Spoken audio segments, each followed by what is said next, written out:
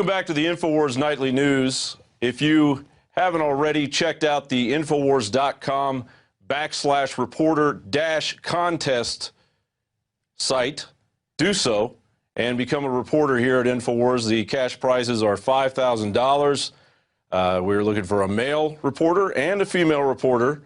And in order to speak your mind about topics such as Agenda 21, you can attempt to join us here at InfoWars Nightly News. Now, speaking of Agenda 21, we're joined by Rosa Koire. She is an executive director of the Post-Sustainability Institute.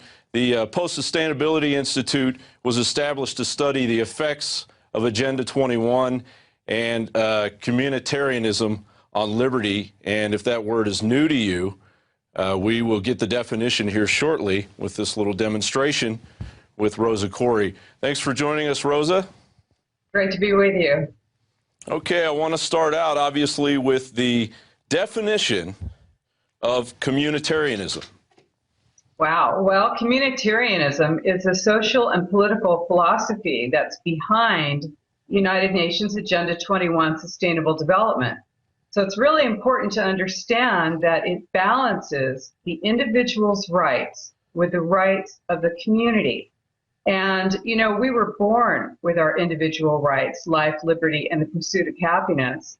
But the rights of the community are completely undelineated and not defined. They can change at any time and be taken away or granted by your government. So this is really important to understand, that communitarianism says that you have to balance the rights of the individual, that selfish individual you, with the rights of the community. And in this case, it could be either your local community or the global community. So when we're thinking about that, we think about a great visual for that is two glasses, two clear glasses. And one is a clear glass of water. And that is your constitutional republic. Those are your individual rights. In the other glass, you've got milk, and that is a communitarian state, which would be like communist Russia or China or Nazi Germany. Those are communitarian states. So you want to balance those. So you're going to take a clear glass pitcher, put it in between them on the table, and take those two glasses and balance them. You're balancing the individual's rights with the rights of the community. What happens to that water? Got milk? That's what happens. What we have is water milk. Yeah, you've got milk, really, because you have lost your individual's rights. Individual rights, they are subsumed into and subordinate to the rights of the community.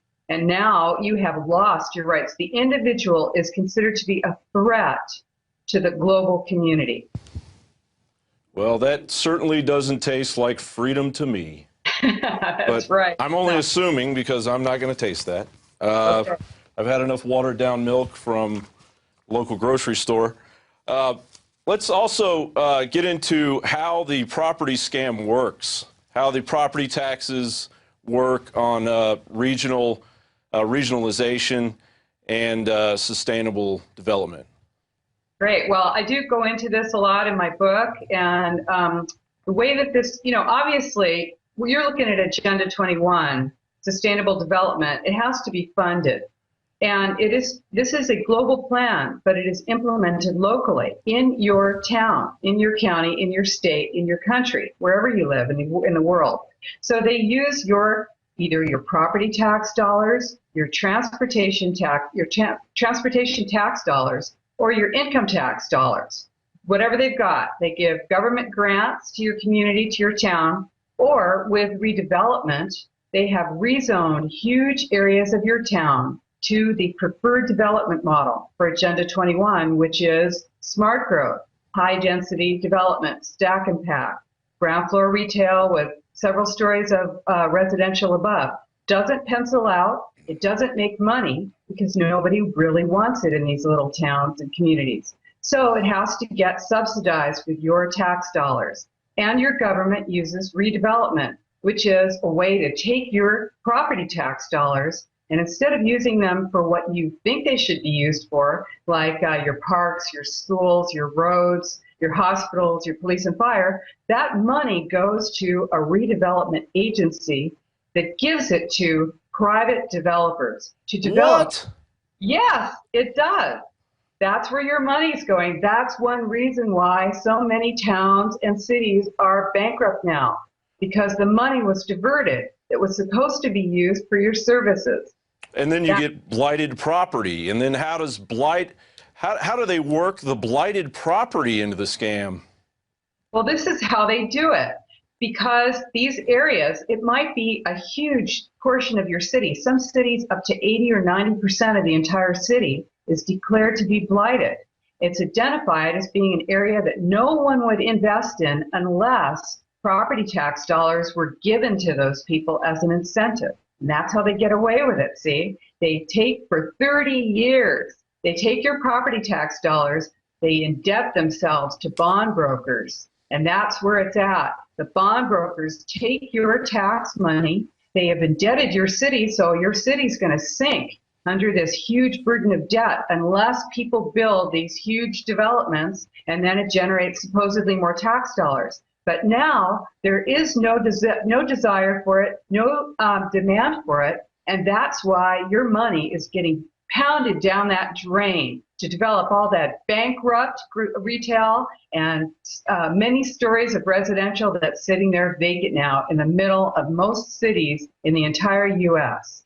And of course, we have to go down and speak out at our city council, but you get into detail in the book about the Delphi technique. That's right. And how it's used. Could you speak about that a little bit? Absolutely, because you know what? Hey, you didn't just wake up and find out that you live in a dictatorship. Your government does not want you to be aware of what's going on. I know this is not news to you. So what they do, what your government has done is hired consultants that are experts in this technique, which was developed by the Rand Corporation in the 1960s. It's called the Delphi technique, and it's used to bring groups of people to what gives them the illusion that they have input and that they're being listened to, but it brings them to a predetermined outcome that was going to be decided that way no matter what they said. So this is when you get invited to a visioning meeting or a workshop or a charrette, and you're invited to this meeting. You go on down there, you think you're really having some input, but really you're not. And this is designed to direct large groups of people to a predetermined outcome so that you think you're influencing your government. And so when your tax dollars are being used, when your zoning in your town is being changed to develop this desired building style for the New World Order, which is smart growth, you think you have an input on that, but really you don't. You're being told it's your plan, but in fact it is not. And yes, it's up to you to go down there to your city council, to your planning department, to those meetings, and you stand up and you tell them this is not your plan. We're doing it all over the United States and all over the world because the plan is the same no matter where you are in the world. New Zealand, Australia, Canada, the UK, United States, it's all the same plan. And your book gets into your fight, your own personal fight. Yeah, well, we sued to stop a huge redevelopment project, and we sued it. I raised about $500,000. It was a huge project. We stopped it for 3 years. We did lose, but we went on appeal. We lost again, but we managed to stop that project until the economy collapsed, and they were not able to build all of that smart growth and steal our property tax dollars for 30 to 45 years in my city. And you can do it too. I really encourage people to get my book or go on our website, democratsagainstUNagenda21.com, and check it out. Well, the UN has been a focus of our show tonight, and it is a many-tentacled octopus. Are there other aspects about the UN that you've discovered from your own research on Agenda 21? Its global tentacles as far as well, earlier we were speaking about the War Powers Resolution and how the UN has pretty much claimed the American military as their own to do their dirty work. Is there anything else in your research that you've discovered about the UN that's outside of Agenda 21?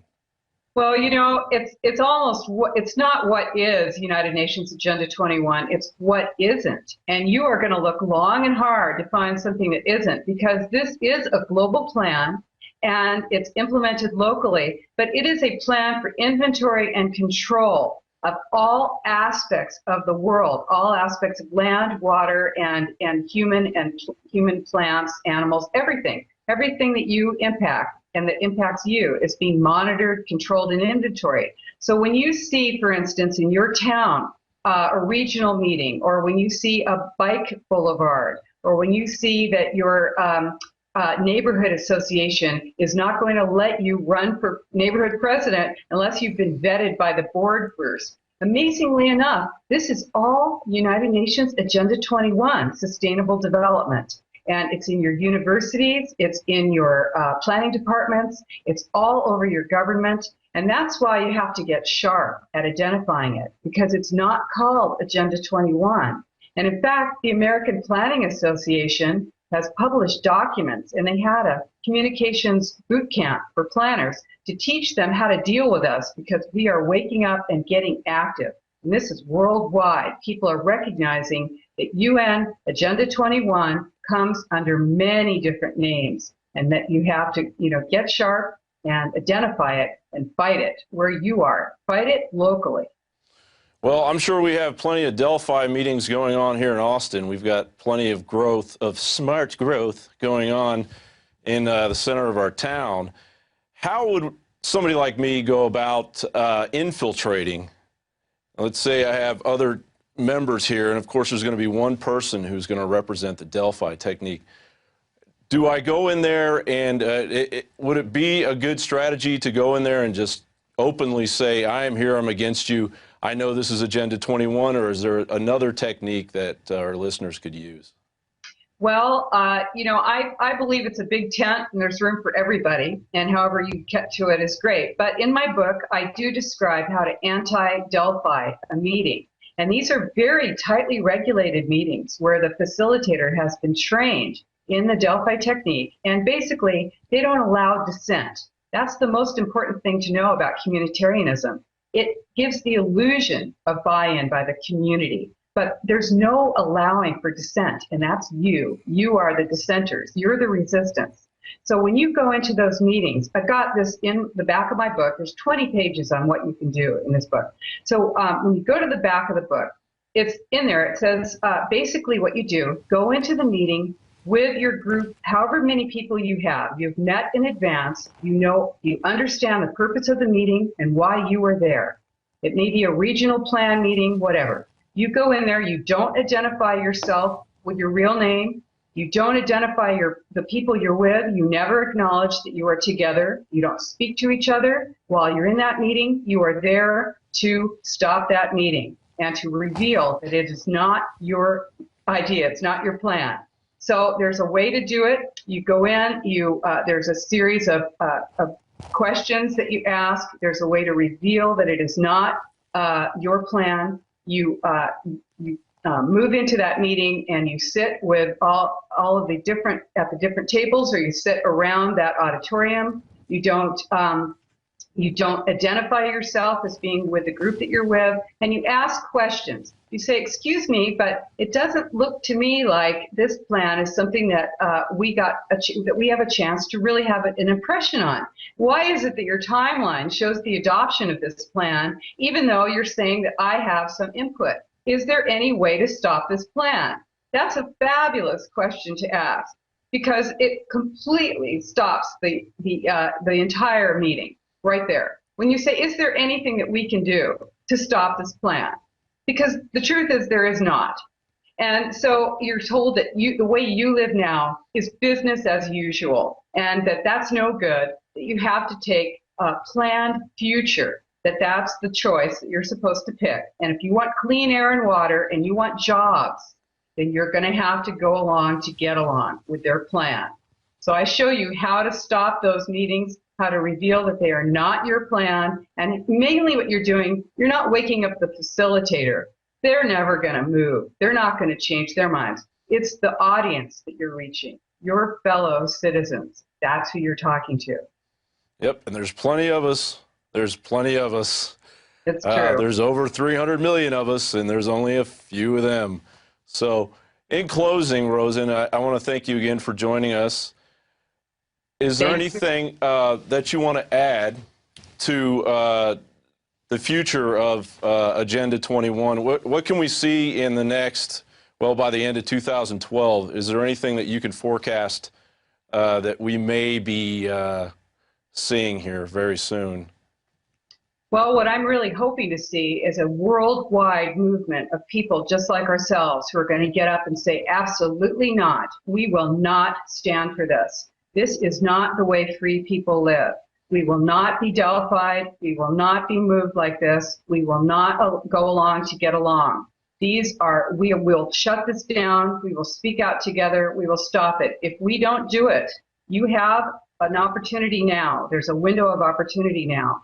We need to work together. It's not a left-right thing. Don't be misled by that. It's not Republican, Democrat, or left-right. Join together. Fight this together. This is something we can win, but we have to speak out and we must get active, all of us, right now, together. Well, thank you, Rosa, for your fight for liberty, and thanks for joining us again, and we will talk to you very soon. Thank you. All right, folks, that's going to do it for the nightly news. Again, we want to thank Rosa Koire for joining us and tending to those brush fires in the minds of many men and women in this country. This book is available at Infowars.com, at the store at Infowars.com. Pick one up, pass it around, pick another one up, pass it around, and the name of the book is Behind the Green Mask, UN Agenda 21, an excellent read, a quick read, and that's going to do it. Thank you for joining us here on InfoWars Nightly News. I want to thank Alex Jones for being the man that he is and giving me the opportunity tonight to host the news. And we will see you again, Lord willing, on Monday. Have a good evening.